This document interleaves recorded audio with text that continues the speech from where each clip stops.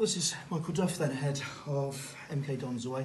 Michael, I know it was only a point, but how much actually good can that do for morale from Tuesday night going into this Saturday?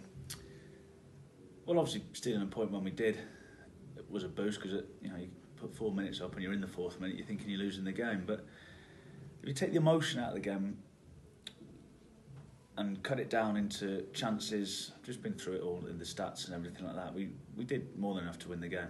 I understand people would be disappointed, the players were disappointed because we wanted more and the performance could have been better. But possession stats massively outweighed them. Shots off target, shots on target, entries into the box, everything. If you take the emotion out of the game, we were the better team. Now, tie it in with all the emotion, lots of things we could have done a little bit better. But I think the goal came against the run of play, and the confidence of the players is a little bit fragile at the minute. So it takes 10-15 minutes to sort of recover from that. And we did. We recovered when just before half time. We thought, right, we can kick on now. And a similar sort of thing happened, conceded against the run of play.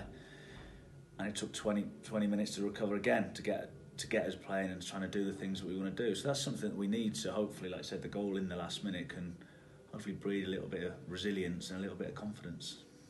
And you talk about confidence being fragile. How important then is that process of taking the emotion out of it and being able to show the players the evidence of them? Look, you can go and dominate games. Well, it is important because sometimes, like you say, they care and the supporters care. So they want you to win at home. I want us to win at home. But sometimes you lose the facts in the emotion. So we've had 600 passes in the game, 65% possession. And sometimes the players don't see that. The supporters don't see that because they see the result. And they say, oh, we missed that chance, we missed that chance. And so it's my job to let them know that it's not all doom and gloom. They can't feel sorry for themselves because you feel sorry for yourselves in these sorts of positions, and football owes you nothing. It doesn't feel sorry for you when you're down, and it doesn't let you win things if you switch off when you're at the top of the league either. So it's hard work, grit, determination, and that's all we can keep trying to do. And presumably if you can keep getting those stats going the way that they are, then the two most important stats, goals scored, goals conceded, they will improve. Does it logically follow like that? But not always, because football isn't a logical game. It's not that simple, but I think in the last 3 games, bear in mind we played the top 2, we conceded 12 shots on target and conceded 7 goals. That isn't a normal thing. If that carries on, then that doesn't normally happen. Now, we try our best to not concede as many shots as we do, but that's not a bad ratio when considering you've played the top 2. As regards to goals conceded, not goals... shots conceded, not goals conceded. So there has been progress, and it's important that we keep working hard. And another tough test away at MK Dons. Big club in terms of the size of the stadium. Obviously, you haven't got to play the stadium, you've just got to play the team. But they seem to have adapted to life in League Two. Yeah, it's at this level, it is a big club. The crowds aren't massive, but like you said, the budget's big, the stadium's big. Paul's gone in and done a good job, got on them playing good football the way he wants them to play. So it's going to be a tough test, but we went down to Exeter, who was second, and get a good account of ourselves. Ultimately, we can hopefully trying to go down there, do the same, but pick up points. It's the results business.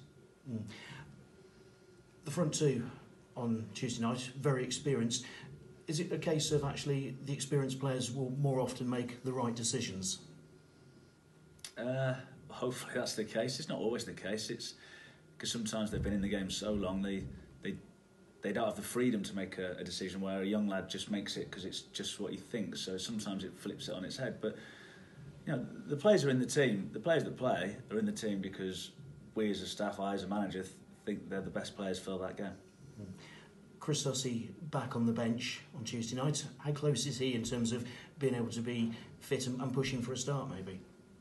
We need to be careful with Chris. I think his body's already shown that he got thrown in pretty quickly before and broke straight away. So we need to just manage him right. He's a good player, Chris, and everyone wants him playing, wants him in the team. But it can't be that for one game and not 15.